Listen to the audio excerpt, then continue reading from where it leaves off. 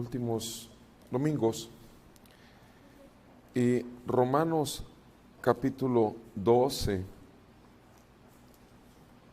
ya hemos estudiado algunas secciones, pero voy a empezar a leer la sección de lo que hemos visto en los últimos domingos. Dice la palabra del Señor, Romanos 12, en el versículo 9, el amor sea sin hipocresía, aborreciendo lo malo, aplicándose a lo bueno. Sean afectuosos unos con otros, con amor fraternal, con honra, dándose preferencia unos a otros. No sean perezosos en lo que requiere diligencia, fervientes en espíritu, sirviendo al Señor, gozándose en la esperanza, perseverando en el sufrimiento, dedicados a la oración, contribuyendo para las necesidades de los santos, practicando la hospitalidad. Bendigan a los que los persiguen, bendigan y no maldigan. Gócense con los que se gozan y lloren con los que lloran. Tengan el mismo sentir unos con otros. No sean altivos en su propio pensar, sino condescendiendo con los humildes.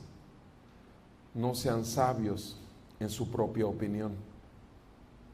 Nunca persigan a nadie, nunca paguen a nadie mal por mal. Respeten lo bueno delante de todos los hombres. Si es posible, en cuanto a ustedes dependa, estén en paz con todos los hombres. Amados, nunca se venguen ustedes mismos, sino den lugar a la ira de Dios, porque escrito está: mía es la venganza, yo pagaré, dice el Señor. Pero si tu enemigo tiene hambre, dale de comer, y si tiene sed, dale de beber, porque haciendo esto,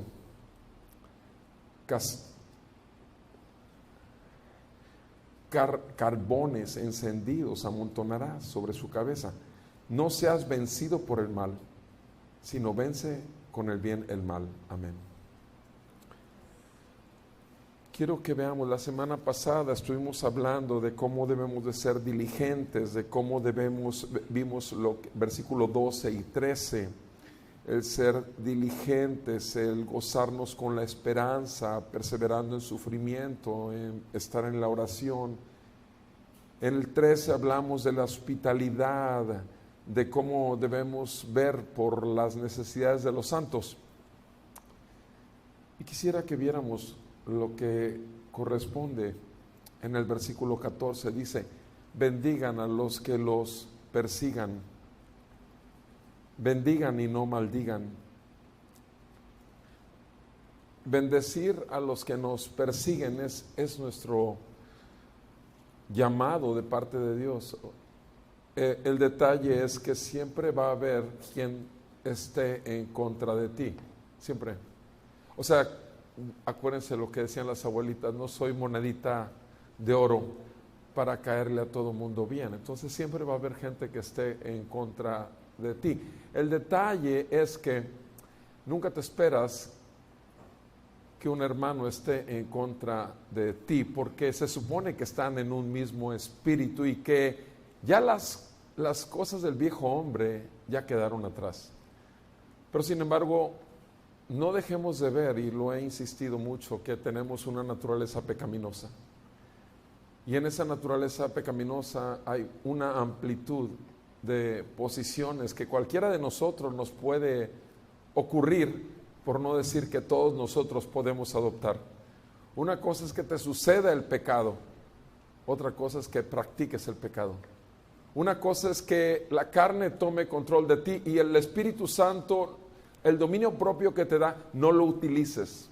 Pero otra cosa es que ignores totalmente el Espíritu Santo y perseveres en la carne.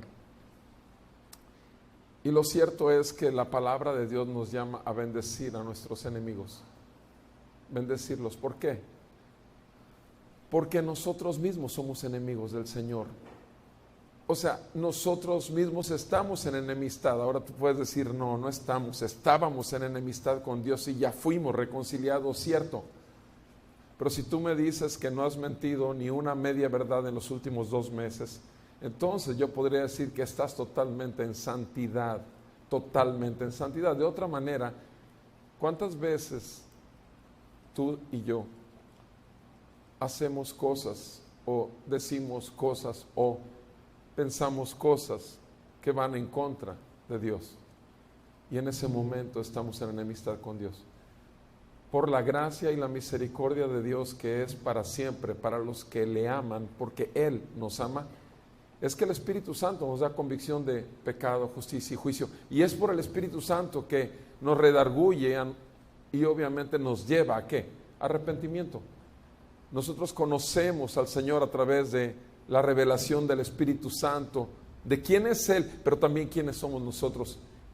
Y nos hace ver nuestra necesidad de salvación, nos hace ver bajo el juicio de Dios y nos hace ver que necesitamos una luz en medio de las tinieblas. Eso es como llegamos habitualmente al Señor. Nuestra salvación tiene que ver con nacer de nuevo. Y sabemos que es obra del Espíritu y de la palabra de Dios, del Evangelio, que tiene poder de Dios para salvación. Sin embargo, si nosotros nos quedamos con el concepto de la gracia para salvación solamente en el inicio de la vida cristiana y no todos los días de nuestro caminar, estamos perdiendo. ¿Por qué? Porque lo cierto es que la salvación jamás la perderemos porque somos de Él. Pero lo cierto es que vamos a perder, repito, la oportunidad de crecer en la gracia de Dios. Acuérdense que las oraciones de Pablo siempre eran por 2 motivos: crecer en el conocimiento de Dios y en la gracia de nuestro Señor Jesucristo. Y la única manera de crecer en la gracia, en el conocimiento, es abriendo la Biblia, en el conocimiento es viendo predicaciones de sana doctrina en internet. Crecer en el conocimiento implica recibir una clase de Biblia. Crecer en el conocimiento tiene que ver con todo eso, pero crecer en la gracia implica el ver tu debilidad, implica el ver donde todavía tu carne toma control de ti mismo y anula totalmente la obra del Espíritu Santo. Eso es la única manera de poder acceder al trono de la gracia, es encontrando tu pecaminosidad. No hay otra manera. Entonces la gracia no solo es por salvación o para salvación, sino también es para que todos los días podamos vivir realmente en el poder del Espíritu Santo y en las misericordias que son nuevas cada mañana. En el momento en que tú o yo dejemos de ver que somos enemigos de Dios en forma natural, que nuestra enemistad está en nosotros. O sea, si tú dijeras, no tengo naturaleza pecaminosa ya, en el momento de mi salvación me fue quitada, te estás engañando a ti mismo, porque la palabra dice lo contrario. La palabra de Dios dice en Romanos 7, tienes todo el capítulo para meditar en él y estudiar y ver que tienes un enemigo y no está fuera de ti, tampoco es tu hermano o tu falso hermano, no, eres tú, está ahí, es tu carne. Pero también tienes aquel que resucitó a Cristo Jesús de los muertos, el Dios eterno, el Todopoderoso. Tienes morando en ti por el Espíritu Santo que te fue dado en el día de tu salvación, con el cual fuiste sellado. Y es ahí donde su poder se perfecciona en mi debilidad. Es ahí donde sí puedo bendecir a los que me maldicen. Es ahí donde sí puedo orar por mis enemigos. Es ahí donde sí puedo abrazar a aquel que me aborrece. Es ahí donde sí puedo darle un vaso de agua cuando tiene sed, a pesar de que delante de mis ojos tal vez no lo merezca. Pero sin embargo, ¿qué merezco yo delante de Dios? Es solo en proporción, repito, al grado de madurez y al grado de vida, de gracia que has vivido realmente. Es en el grado en que vas a ir creciendo, no solamente en el conocimiento de Dios, sino en el poder de Dios para tus debilidades. Y si aquí nos está diciendo el apóstol Pablo en el versículo que estamos viendo en el 14, en Romanos 12, 14, bendigan a los que los persiguen. ¿No te parece? Piensa por un momento como pensabas antes de conocer a Cristo. Y vas a encontrar una total imposibilidad, una total incongruencia. Sin embargo, ¿qué hizo Él en la cruz? Cuando estaban matándolo. Padre, perdónalos, porque no saben lo que hacen.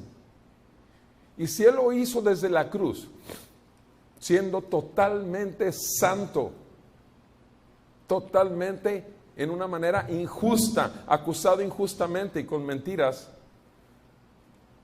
tú y yo no somos totalmente santos, totalmente hechos perfectos en Cristo, ¿cierto? En Cristo, cierto que ya estamos ahí en lugares celestiales, en Cristo, cierto que estamos ya tenemos el lugar. Pero sin embargo, sabemos que ya, pero todavía no.